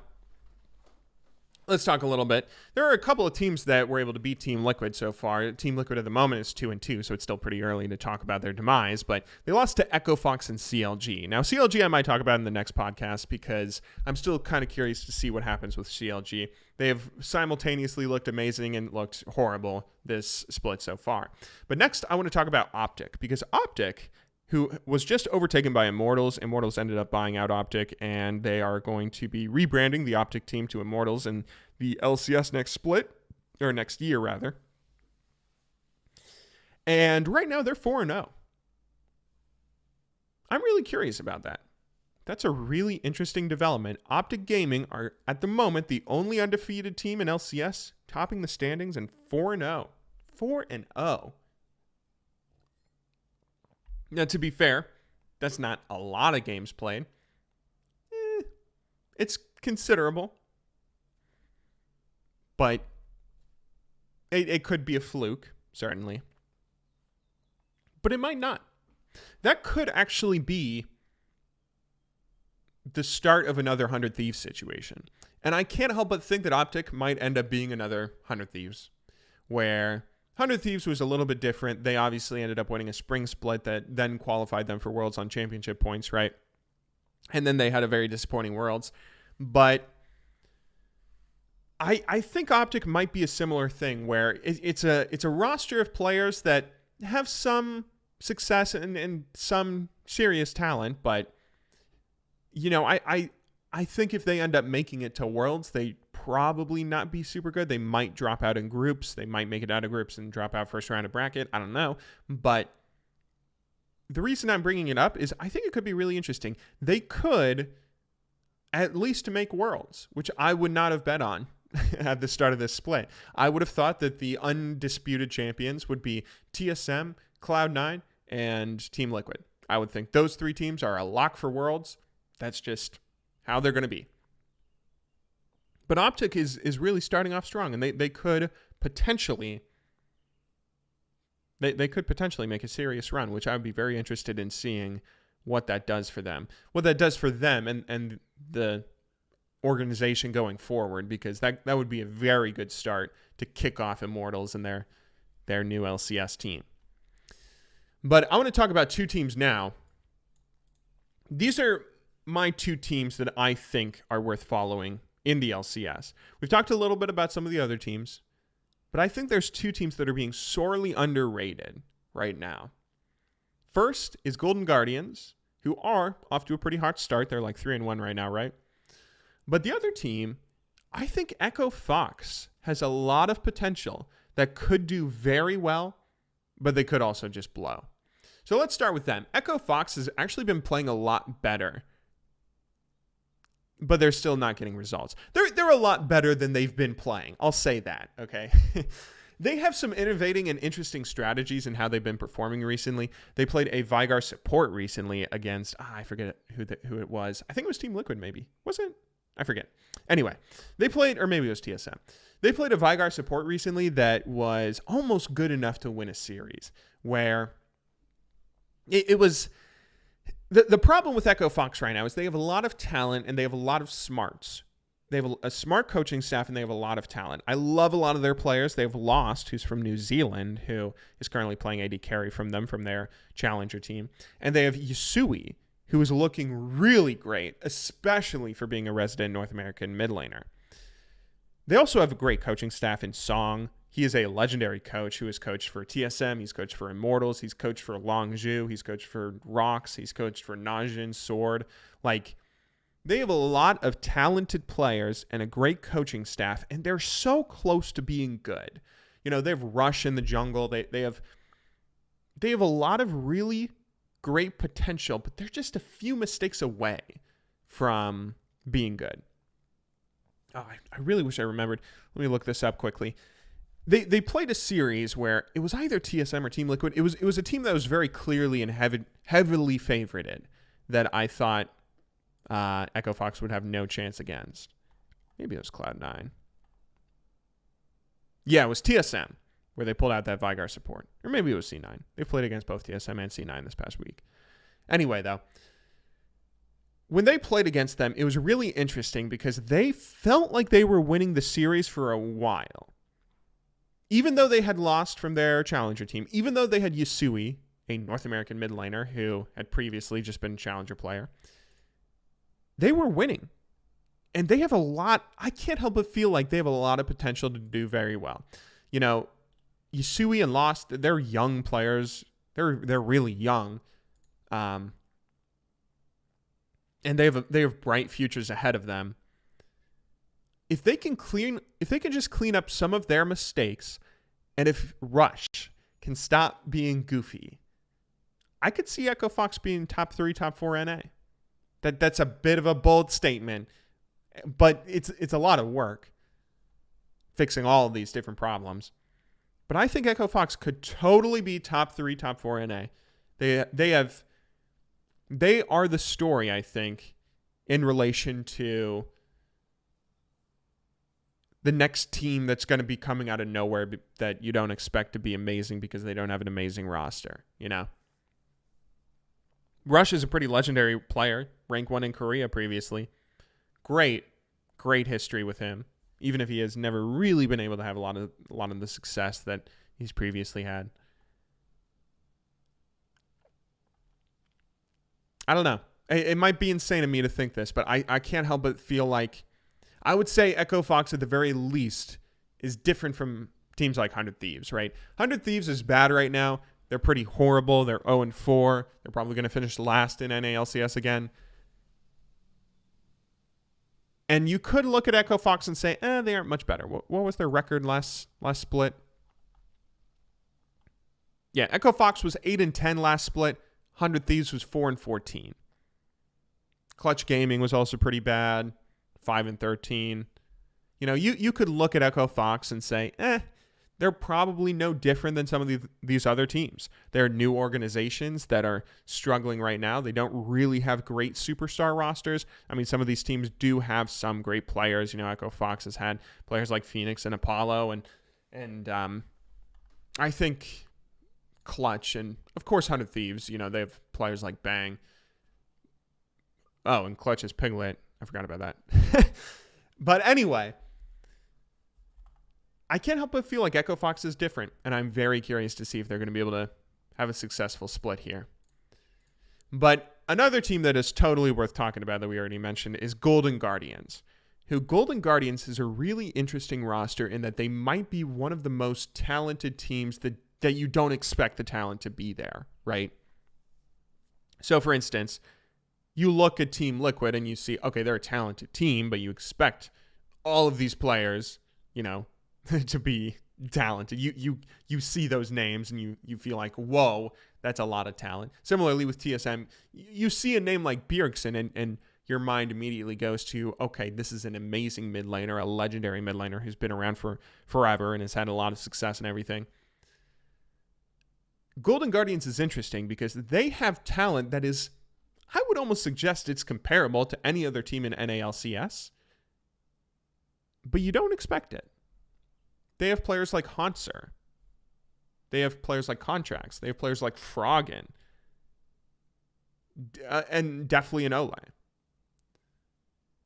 I can't help but feel like all of those players are either immensely talented already or have great potential to become great. Great potential to become great. They have amazing potential to become talented. So Hanser, you know, he's a great top laner. He is one of the best. NA has actually had a quite, in my opinion, I think NA is actually one of the better regions in terms of having a lot of great talented top laners that can do a lot of great things. Whether you're talking about Viper, whether you're talking about Licorice, whether you're talking about Broken Blade, if you want to talk about imports, there's a lot of great top laners in NA right now that are incredible. But Hanser really he's one of them. I mean, he has had a lot of success on previous teams. He has a lot of talent as a top laner on his own. And then you have players like Froggen, of course. Froggen is one of the most legendary players in the history of competitive League of Legends. One of my favorite players. I really hope that Golden Guardians is able to do something with him because Froggen's also relatively young too, I think. He's like 23, I believe, 24, 25. He could still be around for a number of years, and I really hope he is because he is, this might be controversial, but I can't help but say he's no different than Bjergsen. He is no different than Bjergsen in being one of the most talented mid laners that's brought over as an import, that has had talent that's tried to surround him and has had middling success. Froggen has obviously not had as much success as Bjergsen has on TSM, but there's some success and some failures. But Froggen he's the reason he's still around is because he's one of the best mid laners in the history of League that I can't help but feel like, you know, he could do great things with Golden Guardians. And then you see players like Ole, of course, but then there's also Contracts. You know, Contracts, I love it when teams go out and get young players. Contracts is 19 years old. That's what teams should be doing more of. I can't help but think that, you know, when it comes to either going out and getting an import or trying to sign some sort of local player, the smartest thing a team should be doing right now, in North American LCS at least, is you should really try and see if you can focus on finding young players. Because if you can get Tarzan from Griffin, sign him, and then he could be a great player, not just for the next 3 years before he has to retire, but he could be someone that you build teams around for years, for like generations of League players. Like Faker, right? One of the things about SK Telecom that has been so, it's almost lucky for them, but one of the things that SK Telecom has done that's so great is they've built these great rosters around Faker, but they were able to get Faker when he was like 16 years old, right? So Faker is still playing today, and he still has a bright career and future ahead of him. He's been around forever, and that's someone that SKT has been able to use as an anchor point. So personally speaking, when I see players sign with teams or teams go out and try and get players, I can't help but feel like you should go after those young guys. Those are the players you should be looking for.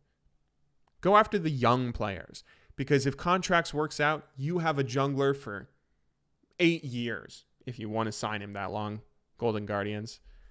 I'm really curious to see whether they end up having success, because they seem to have a nice mixture of a lot of old school talent that has established great players as they are, and a lot of new up-and-comers that could be great in the future. That's my opinion. I'm really curious to see if either of these teams ends up making playoffs and potentially as a gauntlet run. Golden Guardians is much more likely in having some sort of success, maybe snagging the 3rd spot at Worlds from C9 or someone, whoever it is that ends up getting stuck in the gauntlet, C9 or TSM. I'm really curious to see.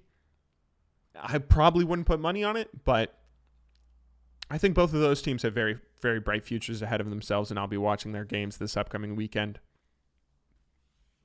Okay, let's move away from LCS now. Let's move away from the main regions, actually. I want to spend some time...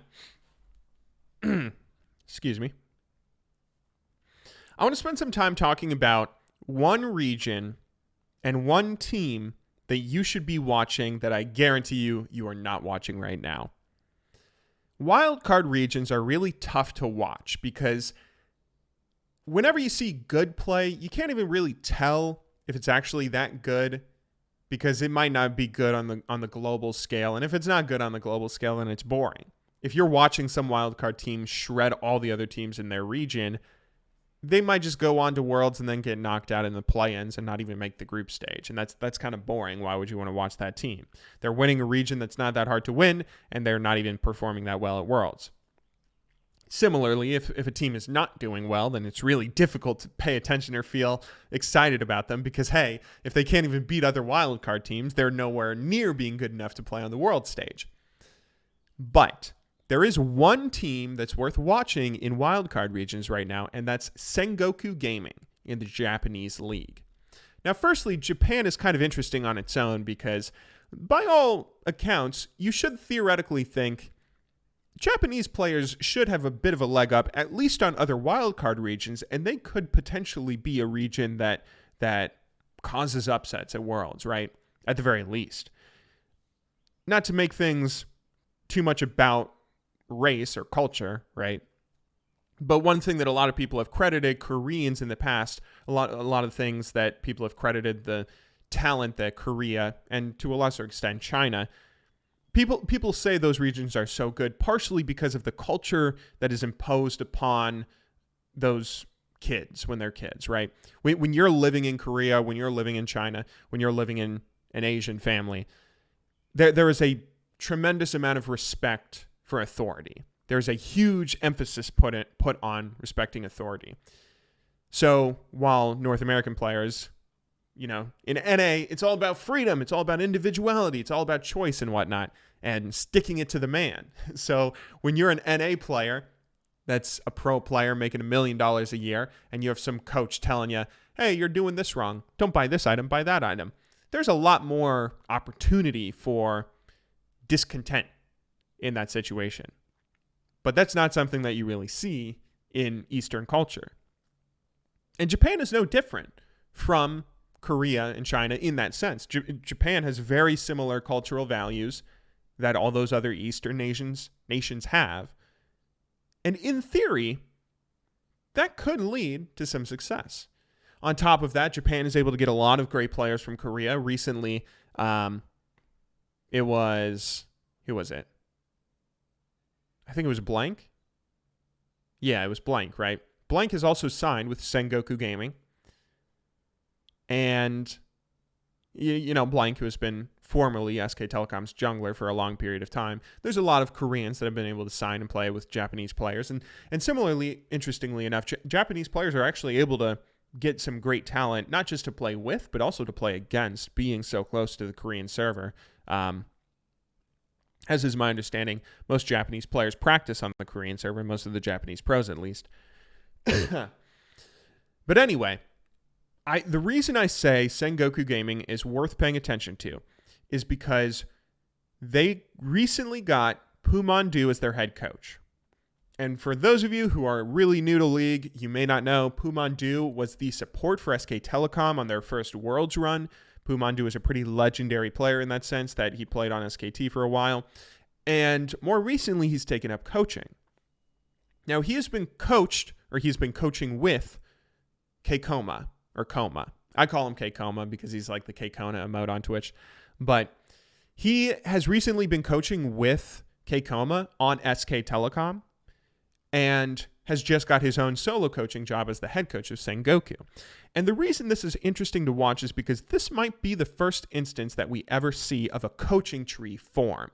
Now, for those of you who don't pay attention to traditional sports, the idea of a coaching tree is almost kind of like the idea of a family tree, where people that work together have similar traits that are passed down and typically have similar levels of success.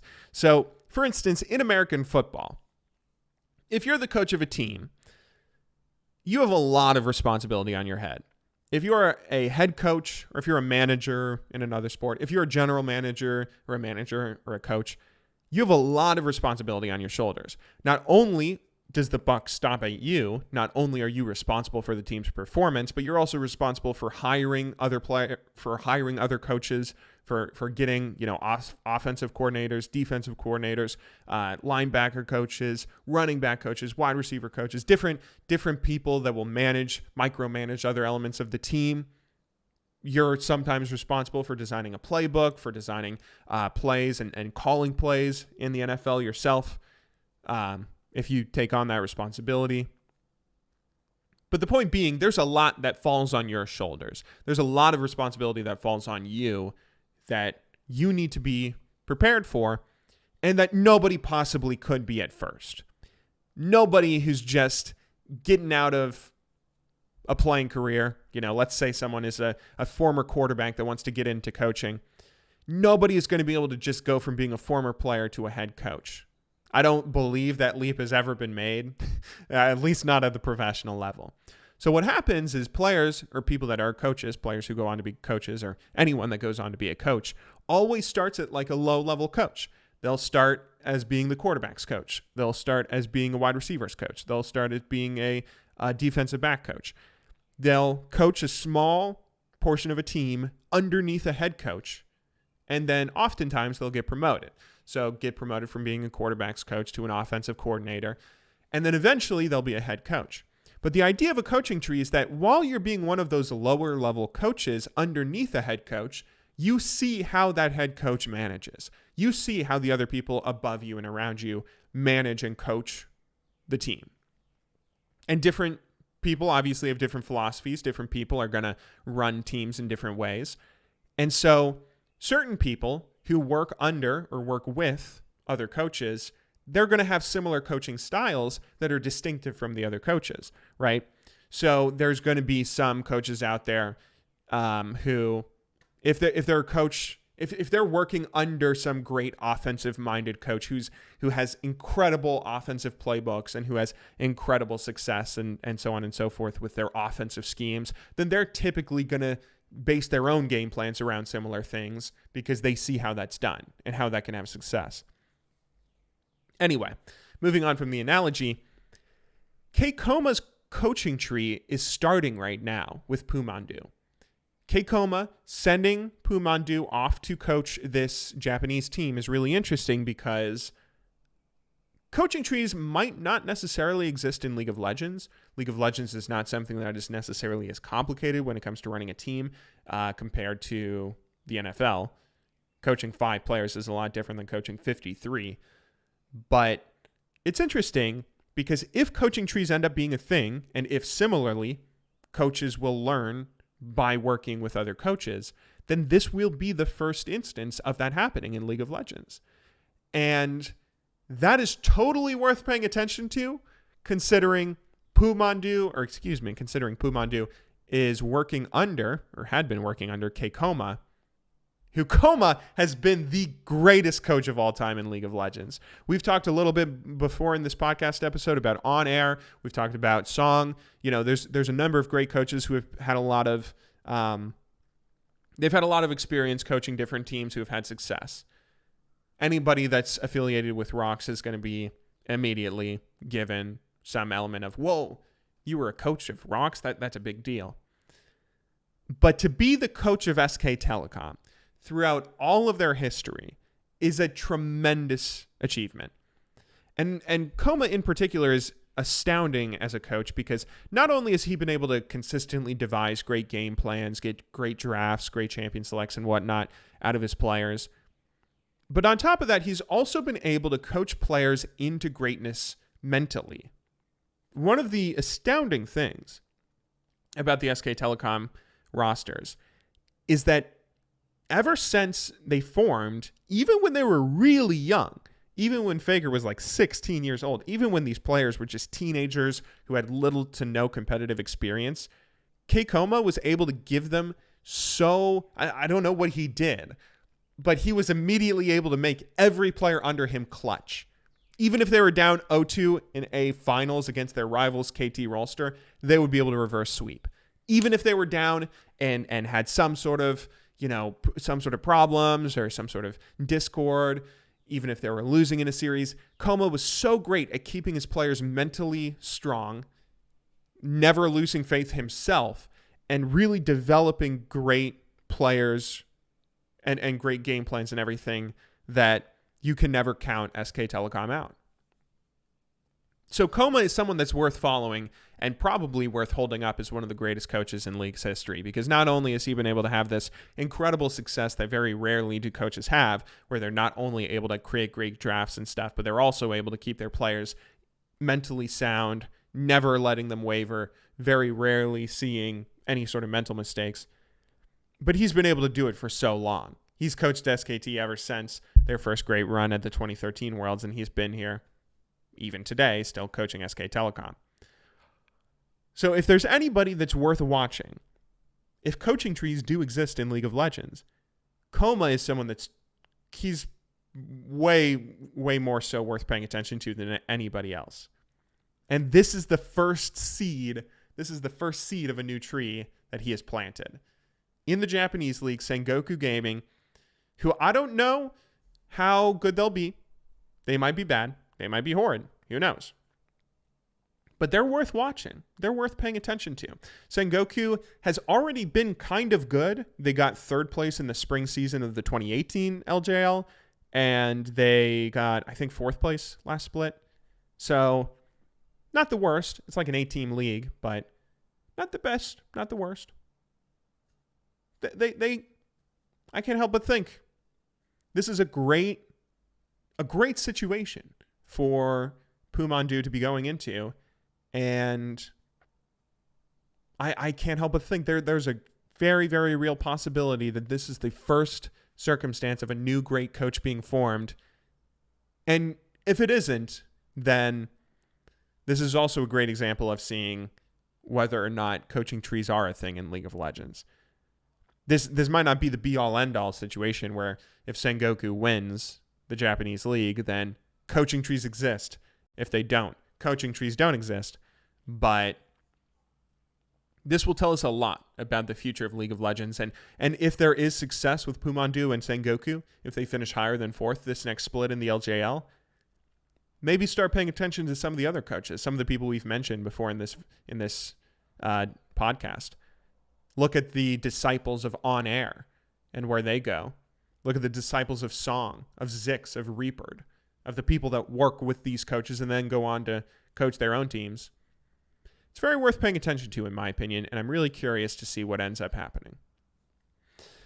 Anyway, I think we're going to go ahead and cut that off there for the League of Legends portion of this podcast. But before we go, I do want to spend a little bit of time here talking about one subject that's not league related. And that one subject is the NBA Finals. Game 5 was last night, and Golden State is currently down 3-2 as the series heads back to Oakland. I've said in the past how much I hate Kevin Durant for just ruining the NBA. The Warriors have been in the past, 5 or 6 finals, and every single year you've known that they're going to win the West. Every single year you've known that Houston was going to choke. Every single year you've known that there's no possible way that anyone other than Golden State is going to make it into the finals, and there was only one great, amazing year of LeBron James reverse 3-1 sweeping them. That was like chicken soup for the soul.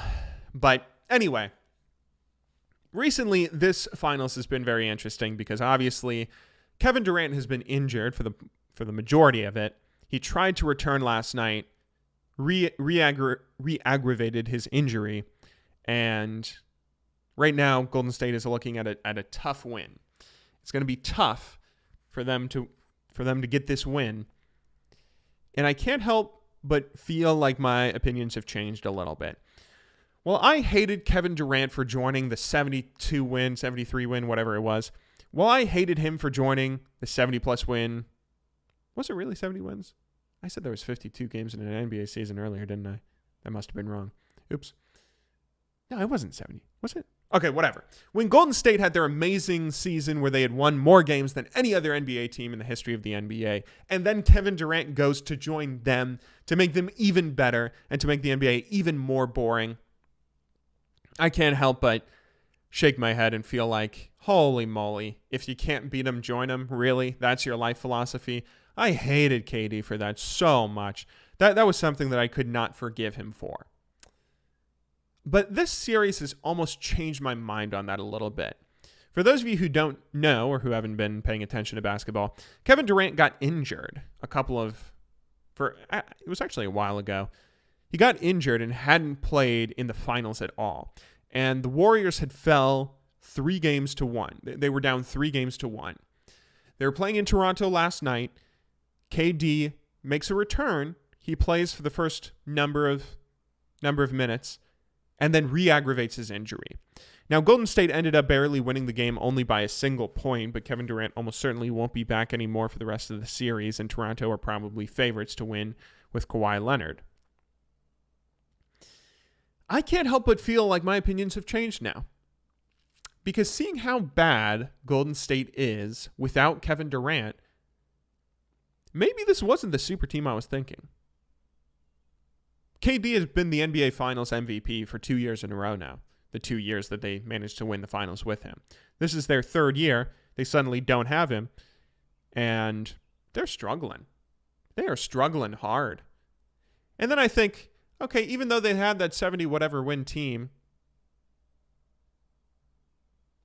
they still got 3-1 reverse sweeped not a sweep, but they still blew their 3-1 lead against LeBron James to lose that finals. Pre-KD.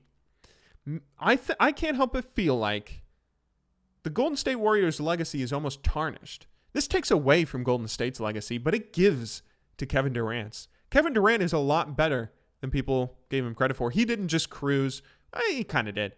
He kind of cruised to an NBA Finals playing with an already amazing team that this year was able to start 5 All-Stars if they wanted to.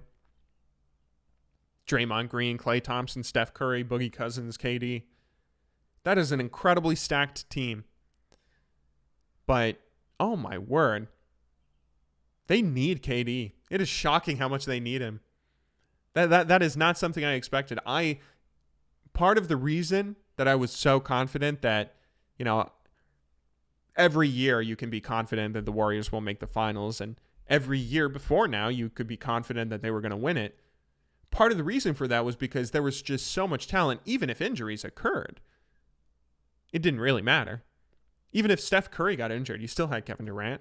even if Klay Thompson got injured, even if Draymond Green got injured, even if Boogie Cousins got injured, whoever, even if all these different players got injured, okay, they got injured. That sucks.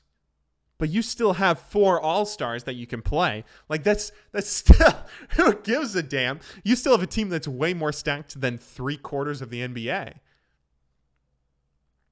But then to see KD get injured and Golden State immediately starts blowing everything, and then to see KD come back, and then Golden State wins a game, partially, almost entirely, because he is just playing amazingly for the brief period of time that he's on the court,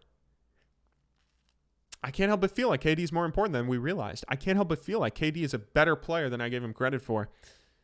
And it kind of makes me more excited to see where he'll go after this, because it's such a shitty thing for him to go to Golden State and just cruise his way to his championships.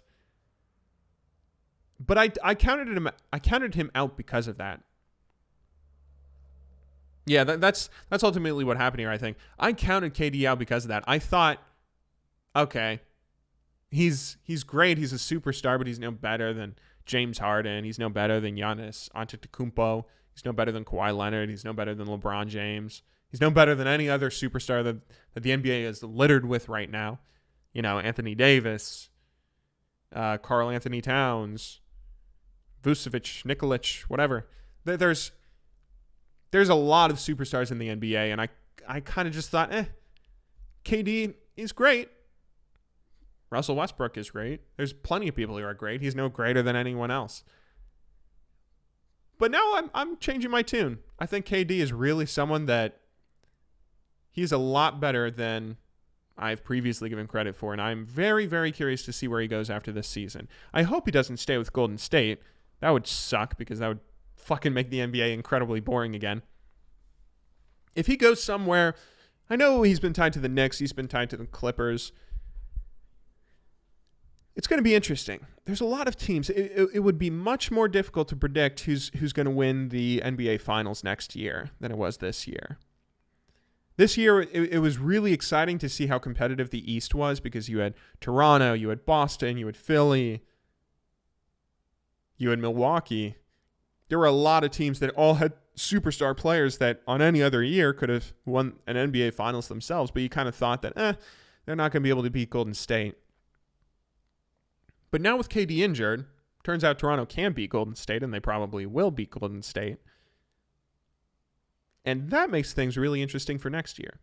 Because next year, if Golden State doesn't have KD, then you don't know what's going to happen. If Anthony Davis stays with New Orleans and what's-his-face is amazing as he's hyped up to be as the number 1 pick, Zion Williamson, hey, maybe they could be competitive. Maybe the Lakers finally get competitive with LeBron. Golden State will certainly still be competitive. Then you have all these teams in the East who are competitive. You have wherever KD goes, either the Clippers or the Knicks, who are competitive. I'm suddenly feeling a lot more interested in basketball than I was previously. You know, being from a city that doesn't have an NBA team, or a city that hasn't had an NBA team since the 70s, it's hard for me to care that much about it. It's such a lopsided sport where super teams are built so frequently and just kill any sense of, oh, is anything going to be exciting? No, we know who's going to win ahead of time. But this next year might be really fun to watch, and I'm excited to pay attention to it. And I'm curious, it would be a great story if Golden State was able to reverse win 3 games in a row to beat the Raptors in 7. I'll probably still root for the Raptors, though. Anyway, though, I'm starting to get pretty tired. Wow, I've been talking for 2 hours. I need to... Here, salt is a way of life. What the? What was that? Did somebody just sub to my Twitch? I'm not streaming right now. Okay, that was weird. Anyway, I'm not streaming, right? No, I'm not. I hope you guys all enjoyed watching this first episode of our podcast, The Right Take. I will be back next week. Today's episode is obviously coming out on Tuesday, maybe a Wednesday, depending on where you live. But next week's episode will come out at a much more reasonable time on Monday. And hopefully every Monday after that. If you enjoyed it, you can go ahead and please leave me a like or a comment or something on YouTube, or of course download, follow me on SoundCloud. I will see you guys in the next episode, and I'm very much looking forward to that. But until next time, thank you very much for watching. Good luck in solo queue, and have a wonderful day.